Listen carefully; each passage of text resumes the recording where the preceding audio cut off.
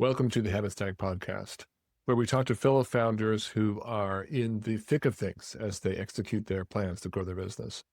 Because stories about past successes are interesting, but hearing from people who are in the middle of the battle right now, that's invaluable. I am Scott Ward, founder of HabitStack. I'm here today with Randy Herbertson. He is the president of the visual brand, also known as TVD, which is a branding studio based in Westport, Connecticut. Randy, it's good to have you on the show. Thanks for coming. Great to be here, Scott. So, Randy, I know a little bit about you, but the listeners don't. Why don't you tell us, and particularly, why don't you include something that we don't know based on what we've read online?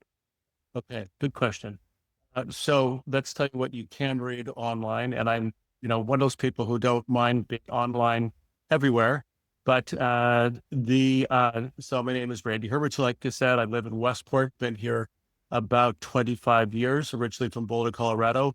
I am in my second independent studio with TVV. My first was based in New York City. Started my New York sojourn in the big agency world, got tired of it and left one day with a mortgage and two kids and a wife that said, okay, I trust you. And I started my first studio. And fortunately it was successful. Sold it unsuccessfully. Randy, why'd you leave? What was it that prompted that change? So the short story is I built it to 40 people. It was a decent sized studio. I went through a protracted merger discussion with another studio and that fell apart. And then coming out of that, I was exhausted. And a media company said, hey, we'd like to buy you. And I sold to a media company. Never do that, by the way, if you're a creative agency. That was a stupid idea. So I stayed for 6 months in that hell. Well, you can't just, so why? What, maybe there's somebody listening who's thinking about it. So what's the advice? The key story is like in any founder who sold his company to somebody is that you listen closely to the song and you get when you come in and they say, oh, we're going to do this. There'll be these synergies and you're going to get all this attention. And instead they're just saying, basically we got in trouble for everything we did, whether they asked us to do it or not. And, all of a sudden I was back to the big agency world saying, oh my God, I've got a boss who doesn't like anything I do. So 6 months into it, I got my entrepreneurial spirit back and I said, not for me. I left with just my portfolio, by the way, and did a short sojourn at another agency in New York City. And then quickly again said, I really like doing this on my own. So this time, as I say, long before COVID, it was 2013, I said, I want to start my own studio again. I'm going to learn for the first time things I want to do differently. And I started again. And this time I started in a converted post office space, which I am sitting in right now, 5-minute commute from my house. And and it was great. We fortunately started fast as well. Didn't really, had business pretty much right away and then grew the team. Currently, I have 20 people, it's grown just sort of steadily over the years in terms of size. But I don't want to get a lot bigger than I am right now, in terms of people, because you get to a point, particularly as a creative person, where you're spending all your time only managing and not really getting involved in the process, which is what I love and what I wanted to do. So here I am. And I will tell you that, I have been courted for other exits along the way, and I've turned them down, and even some that have been tempting, because really I like what I do. I've got a nice life, a great team, and so we stay where we are. And I still have a 5-minute commute. So so so there's like a bunch of things that I want to dive into, even just in what you just said. So one is about exiting. I've seen a lot of people that I've worked with have gotten acquired in the middle of an engagement, and I've seen it firsthand. The changes that tend to go in tend to happen, not always, but you said pay attention to the song and dance. In my experience, it's kind of hard to tell exactly what's really going to happen afterwards. Usually there is, especially if it's private equity. If it's private equity, it's suddenly just about revenue and reducing costs, and not about like big swings and kind of like strategic initiatives that could be home runs. It's not about that anymore. And it's usually the founders like, well, it doesn't take long before they're not very engaged. Right. But let's say that there's somebody listening who's being courted. How the heck can you tell, Randy? So I tell you one key thing that I learned in the last sojourn I went through, that it actually started about 4 years ago, where I was approached by a group out of Austin, Texas, that was doing a really interesting roll up. And part of their whole idea was, fish eating fish, acquiring many things, and then and keeping the independence of every group. So that was interesting to me. And unfortunately, they were funded by Silicon Valley Bank, and they went under, as anybody funded by Silicon Valley Bank did. And so that went away. But it opened my eyes up to saying, maybe there's a there, and I should explore it. So I hired a broker in situations where you're not paying anything until the end. And Right. over a course of a couple of years, they brought lots of opportunities to me that came across their desk.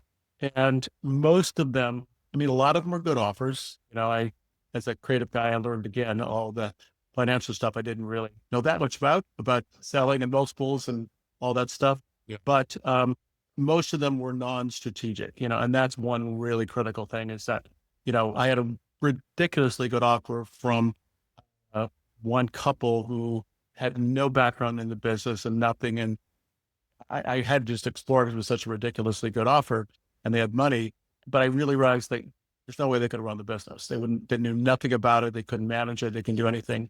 And they wanted a quick exit for me. Just they said, "Oh, we'll take care of it." Right. So I turned one down. And then most recently, I was approached with another one that was very strategic and nice people and all that, and a good offer. And ultimately, what it really boiled down to was, number one, the money wasn't so much at my scale that I was going to say, "Oh, I'm going to retire and Right. move to somewhere." It wasn't good enough for that. And secondly, just basically, I was going to give up something I've built for 13 years, and a team that is amazing, and the work that I like, So, and yes, is there an upside? Yeah, working with them to build up a bigger thing. All that was certainly there. Entrepreneurially, that was interesting to me. But again, in my gut, I just was going, I'm not ready. And I had to finally just sit on bite the bullet and say, sorry, very sorry about this. I'm just not ready to do this. Sorry, broker. Thanks for all your help, broker. But yeah, sorry, broker. And the broker voice said, "Oh, great, we'll get in touch with you next year." They weren't even mad, which I was a little surprised at. But I'm sure they experienced that elsewhere. But again, ultimately, part of the reason you do anything as a small business, you have to have an entrepreneurial gut for that. Part of that is being able to gut through the tough times and the tough things and the decisions. But part of it is just because you love it, right? You like that. You like your own boss. You like having control of certain things that you don't when you're owned by somebody else. yeah, Also, you mentioned private equity. Some of our best clients are private equity. Private equity companies, and the right private equity companies as an agency is great to work with because they refer you and all that kind of stuff. But to your point, you kind of know everything has to have a payout when you do. So they don't understand soft marketing dollars. They don't understand all that kind of stuff. They really want to understand there's some payout. So it's just part of the practice. That's what you have to do. And they appreciate more strategic partners than purely like creative partners. So, creative work is certainly at our core. We do have a strategic element. I certainly have a strategic background as well as creative, but they appreciate that because ultimately it's about how do we grow this business, not just how do we create a great looking ad? right. It's got to be bigger than that. It's interesting to hear about your journey, even kind of internally, as around what do I want? How much is enough in a way? Like there's kind of like a when you get an offer to buy your business, it's exciting and it's flattering, and it also feels like, and this is what I should want, right? This is how can I not take the millions? And but you've made a different. Well, I mean, you've done both. I guess you've done both now. You've Right. taken it, but also you've not taken it. And um, I guess what I'm trying to form a question around your reflections on what really makes a person happy. Like what, and their Right. relationship with limits, relationship with enough. How do you calculate what's enough? And not kind of second guess yourself your whole life. Maybe I could have, maybe it would, Right. this could have happened or that could have happened. There's kind of like there's, I think in our current milieu, there's almost like sacred obligation to reach your potential. Right. And if you don't, it's bad. It's a real bad situation. And so talk to us a little bit about that whole area. So you said something there that I think is pretty important, that I kind of counsel others, I feel myself. Life has all sorts of terms, some good and some are bad, but good comes out of even the bad ones. So sometimes you get fired from a job, something doesn't work out, you're in a bad relationship, whatever that happens to be. And by the way, I'm a great one. I've been married for 30 years and I have an amazing wife and I'm very lucky. So that's a good decision I made. Yeah. But what happens, I've found, is that those twists and turns, usually, if you have a positive attitude, leads you to a good place. Yeah. So because, like I said, what have I told you, in the late 90s, if I was going to be doing what I've done, probably not. I would have never guessed I'd be doing what I'm doing now. But it all, through some twists and turns, happened. And it was decisions, some of them I made very quickly. Ultimately, I just sort of said, I'm really unhappy and I need to make a change. Okay? And those are scary. So again, I think that you make those changes and you can't really regret what happened. And as I always tell somebody, you learn as much from a bad job as you do from a good job. Like when I left the buyout that I had the first time, I was miserable the last 6 months. I would come to work. Monday mornings were awful. I couldn't wait till Friday. And then by Sunday night, I'm getting really depressed. Yeah. I said, this is not the way you want to live. Right. This is not life. And so, and then the feeling you always know right afterwards when you did it, you go, if you immediately feel good, you did the right thing. Right. Right. Even if you feel a little bit nervous, that's okay. A little nervousness is normal if you've made a big change. But the other thing I will underline, and I wrote about this, actually, another side story. I have a pretty successful blog and now a newsletter on LinkedIn that I wrote about this recently. Having a partner who supports that is critical. Right. I can't tell you how many friends I have and associates I know who have partners who are actually standing in the way of progress because they don't support their partners need to do things or change or do things. And you're talking about like life partners, not business partners, or maybe both. Life partners. Life partners. Yeah. And, I'm fortunate that even, the several times that I've done a pretty big pivot, my wife has always said, I believe in you. This is going to be a little scary, but we'll get through it. Right. And that's really all I needed, but if I'd had the opposite, it would have been, I may not have made the right decision. I made a safe decision or stayed somewhere I was miserable, and ultimately not have been a good thing. So yeah, I think that's pretty critical. So one of the answers that you just gave, I think, is pretty telling, actually. And that I kind of posed a question about how to pick what's enough, or like make a good decision in a situation. And I think you said something pretty wise, which was at least part of the puzzle is whatever you choose. In many situations, you'll learn it'll be okay. Like selling your business or keeping your business is one of those things that it's not life or death, right? And you'll learn, and so you'll learn one way or the other. And so I think you do notice that a lot, right? It's very easy to really get tied up in knots about decisions. Feel like I've got to make the right decision, or this is going to be real bad. Right. And it's often, the stakes are a little lower than that. Yeah, exactly. But part of that is, especially when you're making like a major change like that, saying, do I really, what it's going to look like on the other side? Especially when you're doing something like that. So look I done this once before. Would I start another company again? I doubt it. Okay. I've done it twice. Just like remodeling a house. I've done 2 major remodels. I don't want to do a third. I don't think so. Right. So I think that's part of the decision. And if I was in a situation where it's like, God, I can't wait to have time to do X, Y, Z. Right. Yay. But the truth is, I have time to do X, Y, Z now. I just manage my time. So I have time to travel if I wanted time with my family. I have, and plenty of time to do with the work itself because I like it. I look forward to Monday morning. I look forward to coming into work. I look forward to working. I set boundaries on what, I have a little thing that I always get through my emails before I leave work. Great, because then at least anything that matters, because then I go home and I do not look at email, until the next morning. Yeah. And I don't look at it on the weekend until Sunday afternoon when I'm planning the week. I do a little window of a couple hours when I plan the week, but that puts my mind at ease. Then I have a nice Sunday night, and then on Monday I'm ready to go.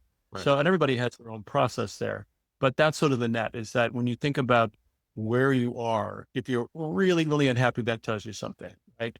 Something needs changed. So if you're really unhappy, and it doesn't matter if your life outside of work is great, if your work sucks, then, life sucks, right? Yeah.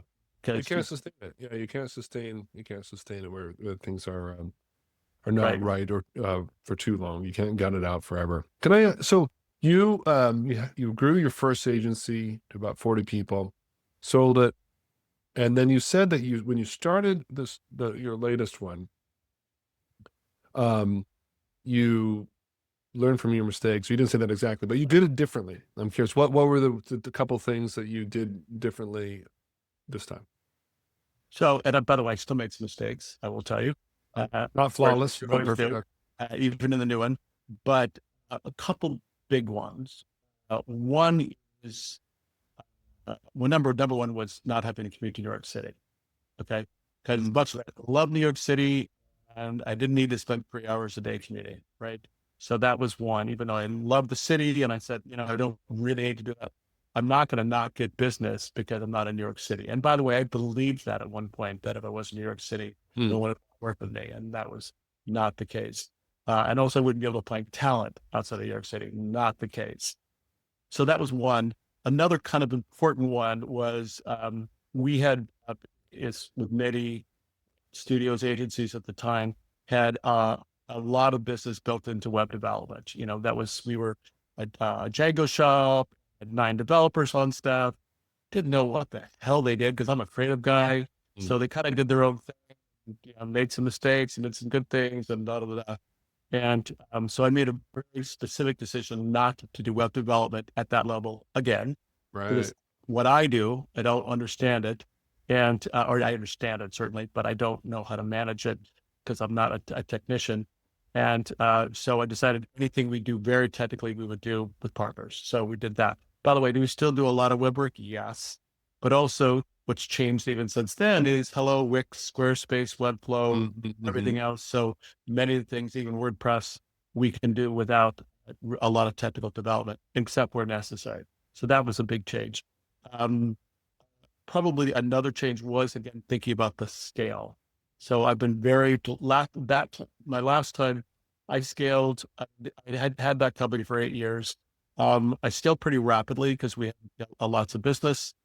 And I did find myself at a certain point where I had to just spend all my time managing and doing HR stuff. And I had to have all sorts of things that, you don't need HR stuff at any size, but at a level that I didn't really relish. Right.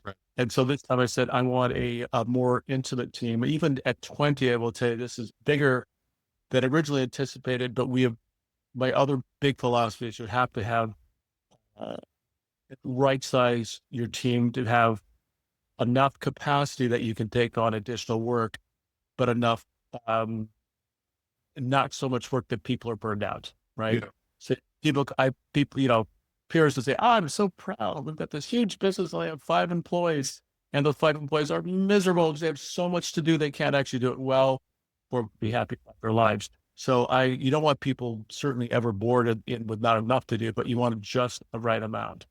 And so we've been really deliberate on that as well. How do you know what the right amount is? I mean, I remember talking to people who, well, often a founder hears from the team, and this might not be the case for you, but hear from the team, well, we're busy. We're so busy. And the founder thinks, man, you guys don't know the meaning of busy. And so there's a disconnect there, like, cause but the incentives are different, the structures are different, but I'm curious, for the founders listening, your reflections on how to know when to say, like, no, I think you can handle it. I think this is okay. Actually, this is an okay amount. This is a normal amount of loads. A little bit of stress is par for the course, versus like, oh yeah, you're right. This is crazy. We're going to hire. Right. So I tell you, in this, I would say it's very anti my nature. Okay. Because I'm a matrix thinker and I'm a creative thinker, and I've had to get sort of linear here. So one thing I'm actually a little ashamed but proud to say is we don't use any crazy, platform for project management. We've tried them all, right? All of them were more work than it to do. So we actually do everything in the G Suite in Google, right? You have Google Sheets and things, but we're very, very organized, and we're very good at what we use. And actually, that's a very more powerful tool people realize as well. But everybody on the team has a very good idea, not only what's on their list for the week, what the priorities are. And my project team and I, with some support, really manage that. So people know at any point in time. And we do now, and this started actually in COVID, a daily stand-up that's could be 5 minutes long, but we do it every day, in person when we're in person, and remote when we have more people remote. And we go, and what I also do, I learned, is instead of just saying, hey, I ask people what's on their plate for the day, and they run through it. And I thought that's way better to help people get a little sense of organization for themselves. And then we could talk about it. I said, well, maybe that's more important than this, or someone else will pipe in it. We create a conversation rather than a dictation. So that's also worked. And yeah, for some people, look, naturally, certain people are always going to be busier because they have just a lot of things they need to do all the time, and other people may have more time to do things. But another thing which I'm transparent about with my team is the idea that we have to be efficient in our time, because that's how we're paid, right? I want you to spend as much time as you need to, but if we spend too much time, I can't charge for too much time. Right? I can charge for the right amount of time, and certain things I'll say, work on this because we're getting paid well for that. So spend lots and lots of time on that, as long as you get other things done. So it's having people a real recognition of that, and ownership of the bigger picture. Does that make sense? Yeah, and it sounds like you have your finger on the pulse. There's an organizational component to it, but there's an organic feel, I would imagine, from how people are. And you probably get to know the individuals too. Yes. There's some people who feel kind of overloaded all the time, and other people who don't. And actually, their workload's not different. The people are different. Well, this is actually the hard part. And this is, again, where you make mistakes, where you learn on certain people who never get things done, and who appear smart and responsive, and but don't really ever get things done. I've frankly not let that many people go in my whole career. And a couple people I have let go, even at this one, were people that were in that bucket, where they seemed really busy and they were moving and but then nothing really ever seemed to come out the other end, right? Nothing ever got finished. And so that's, that was a time to do it. And then look at it. And the other thing, truthfully, it's spending enough time. I think, I always say you get killed on the little things, the little mistakes. So that's why you not only have to have checks and balances for that, you also have to make people feel comfortable in the right amount of time. So don't rush through somebody because you think that you have to get it done, and 5 other things to do it correctly. Yeah. that situation where you have somebody who has so much potential, so that they have to check all the boxes, like, but there's just an Achilles heel. It can be very difficult. It's much easier, like an Achilles heel, like not being able to actually finish something in a reasonable time frame. There's other Achilles heels too, like can't get along with people or whatever. Right. And so, but it's much easier, of course, when they're terrible. It's the easy Right. decision. But when somebody is, oh man, they're 98% there, but the 2% is meaningful enough that it's not going to work. Those are, in my experience, those are the tricky decisions to make. They're heart-wrenching. Well, and I will take my other big mistake here from a people standpoint. And I was just talking about this with a group I belong to. It's keeping somebody too long who is a bad fit for your company, and knows they're a bad fit and become a alienated employee essentially because they're not happy, you're not happy. And yet you as a boss, I was like, it's going to get better. They're going to find a better place. I'm going to do things for them. I had one employee a number of years ago who became that person who became so toxic when she finally left. Two of my favorite people left behind her because basically she'd kind of poisoned them, right? And they didn't even leave angry. They just sort of left. And I'm so sad because they probably wouldn't have. And all it was because she'd created this sort of circle of hate around her. And I should have long before she left said, this is morphine, and let her go. And I didn't.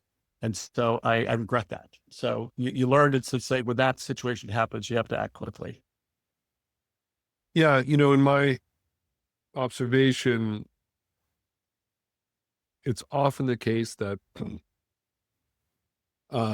things don't fix themselves. So even if we wait. However, 1 out of 10 times, they do. And and for that reason, it's very difficult to make the call, right? If it was 100%, things never get better. It's something people Right. do, people never change. Well, then it's easy. But because sometimes they do, it makes it hard. So my question for you is, Randy, what do you think are the rules of thumb or the signs or the signals that, like, no, this is a situation where, we probably got to part ways, and um, even when it's not obvious, even to the rest of the team. So I think the number one for me is passive aggressiveness. Mm, Uh, and when you see, toxicity, and look at if you have a good team and a close team, you hear this. I don't care what people are chatting or even if they're talking about meetings. I'm sure they are sometimes. But when that sort of starts to happen, then that's the danger signal. Because this person, by the way, I was referencing, did amazing work, really, really, really good work, and was great in front of clients. But that was the problem. And so that you look at, and like I said, what's a work thing? That's easier, right? I had somebody else work for me recently who everybody loved. We loved him to pieces. He's a single dad too. So he was working hard and struggling, but he's a creative person. He wasn't good enough. He mm. just wasn't producing the kind of level of work that we needed. And I was a little stubborn about it. And ultimately, I dragged my feet because he was a single dad and I didn't want to, change, even though I could feel it. But ultimately, his team members came to me and said, this guy, unfortunately, is really slowing us down. We love him to pieces. And that was really difficult. I mean, ultimately, I think it was the right for us and for him as well, I think in the long run, but it was really, really challenging. But again, that was the situation where it was so the opposite. We loved him. He was a great team member. He was well liked. It just that in the work product, it wasn't coming through. Yeah, those are the challenging situations, and like you're right, a lot of times the team knows, or at least. And look, that's the telling sign for me is when the team says something. It's the same thing people say, ask me if I've ever fired a client. And my adage always is that you keep a big, difficult client as long as you can. You can live with a small, easy client, but a small, difficult client, not worth having. So And so when I see a small, difficult client developing, and then the team starts to react sadly about it and negatively about it, then that's the time to go. Because honestly, I would much rather lose a small, difficult client than somebody I value on the team. Yeah. So Randy, the visual brand, aren't all brands visual? Like, tell me more. Like, what's Okay, so not talk about the name, but also talk about like what do you do, and particularly what is TVB the very, very best at? You know, like you would go toe to toe in the Olympics of brand agencies with anybody. What is that thing? So the visual brand is a little bit of an odd name. It was actually a name in my first go around that I had for some of my own freelance work. So I just randomly came up with a name, and it was mostly nonprofit stuff that I was doing on the side. So this time around, when I started it, I just didn't use a lot of creativity. I said, okay, this is it. And we'd done a cool logo, so we kept it. Truthfully, everybody calls us TVB because it's simpler, even though we can never get TVB.com because it's some Japanese company that's in the TV business. So, so we have to have a long written out part of it. But so that's really it. I think that's fine. You know, we like the name, and it's led, but really we're known as TVB. The second part of your question, I just spaced the second part of your question. What are you best in the world at? Like, I know you do a variety of things, I'm sure, and probably you're awesome at them all. But what are you double awesome at? So no one is awesome at it all. Number one. So when to free you up to talk about the yeah, and so everybody says, and we are truthfully, are we a full service studio? Absolutely. By the way, you notice I say studio more than agency because I hate the word agency, but and studio sounds smaller, but that's fine with me. And so there's a lot of things. Why do you hate the word agency versus studio? Just, I don't know. It's kind of like the word sales, which if they ever called me a salesperson, I wouldn't like it, even though I respect salespeople a lot. And I do sales all the time, but I would never want to be said I'm a salesperson because so agency just feels, I don't know, it just feels kind of old school to me or something. Studio feels more creative, which is what I like about it better. That's like, we don't call it the office, we call it the studio. You look at this space, it does look more like a studio than an office. Yeah. Cubicles.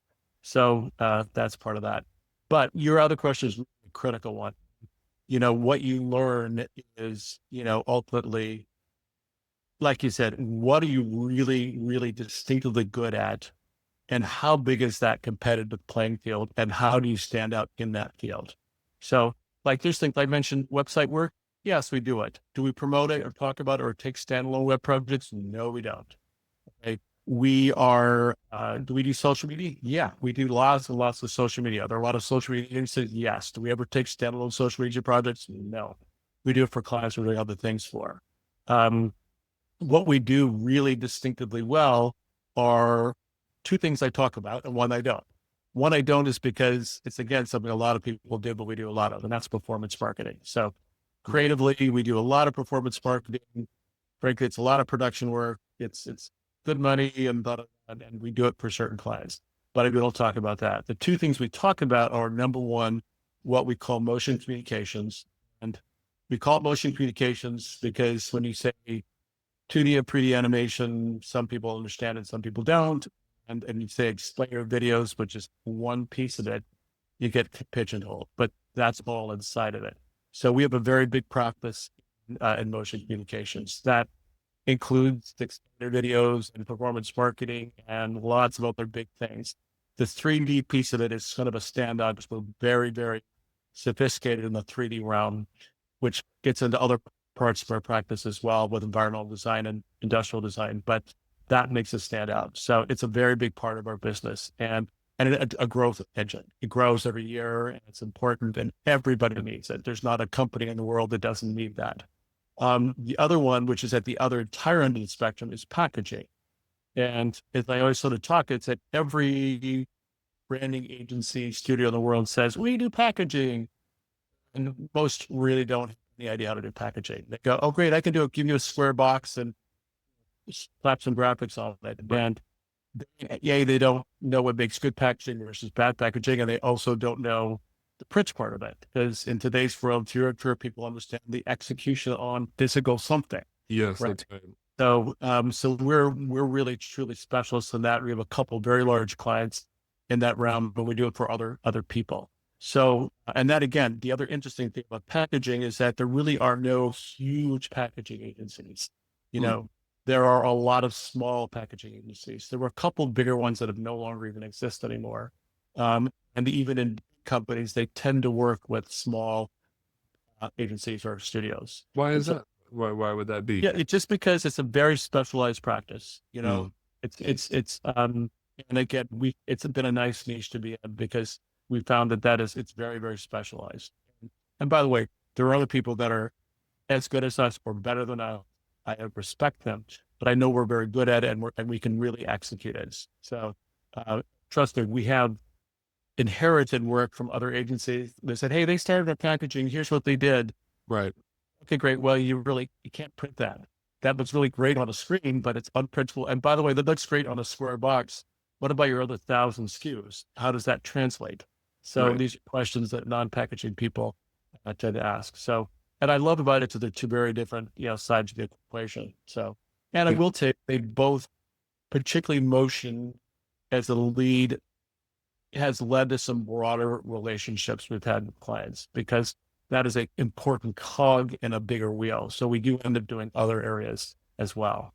Yeah. Um, So so motion communications, it's not a phrase that I'm familiar with. Is that your phrase, or is that yeah, pretty okay? much. Yeah, We cool. actually have, if you want to look at, we have a website devoted to it called motion-communication.com.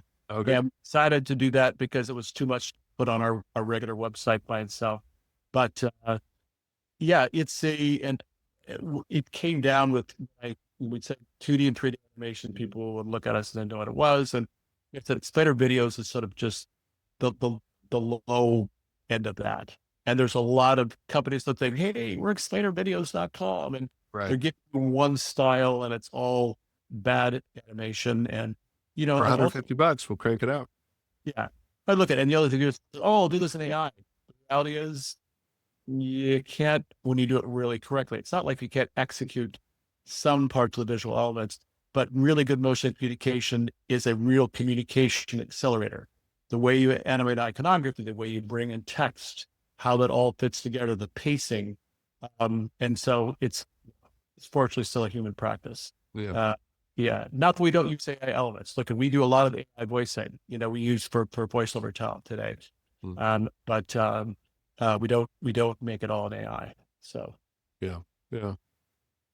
So the 3D stuff, what can give me an idea of what you're talking about there? Like what 3D marketing? Yeah, just give me an example. 3D is really, creating 3D objects. In the perfect world, you start from a CAD. We get CADs about 10% of the time. Okay. Yeah. The client. And CADs, by the way, are only a starting point for that because that just gives you the form. But we're creating, 3D objects at anything from a bag of stacks to a power dam, and everything in between. Mhm. And I just tell clients when you create a 3D object, it's an asset because unlike a photograph or even a video, you can make it move in different ways, at different angles. You can change some things on, oh, I added a new lever on this. Oh, I changed the graphic on this part of the packaging. Oh, I have to go back and Photoshop again. No, we don't need to do that. So we use it liberally that way. It also is very, very helpful when we're working with clients that have a more difficult thing to explain. And you want to show something more at let's call it a explosion, a way things come together and work, and how does this process work? Right. And they're also really engaging for people to look at. So, Right. we utilize them a lot. So, Well, but I guess we can see some. I guess we can see some examples at Motion Dash Communication. yes, you'll see some of that on there for sure. In fact, yeah, we just did a crazy one for a client that is an automotive client, and we had to create a car inside and out, and full processes. And we first sent it to the client. They go, "Oh, where'd you get all this video?"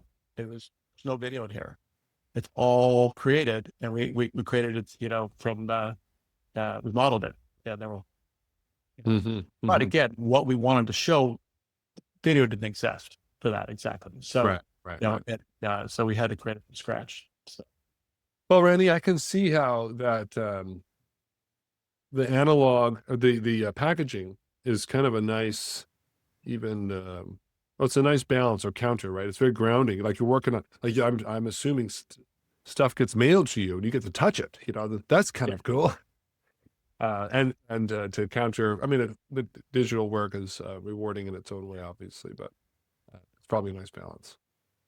Well, it's like the fun thing is to see my designers actually making things out of little models, out of cardboard and paper, which we don't do every time, by the way. We do mostly everything on the computer, but it does happen, particularly when we're doing a form, project that's not just a label project.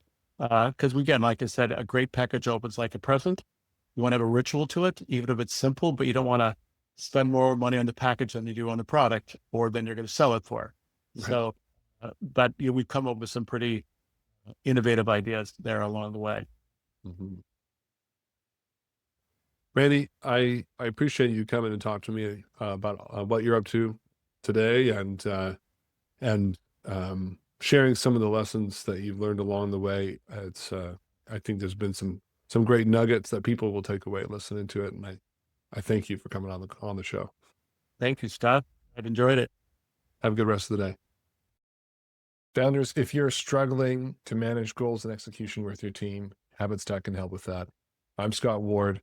Thank you for joining me on the HabitStack Podcast.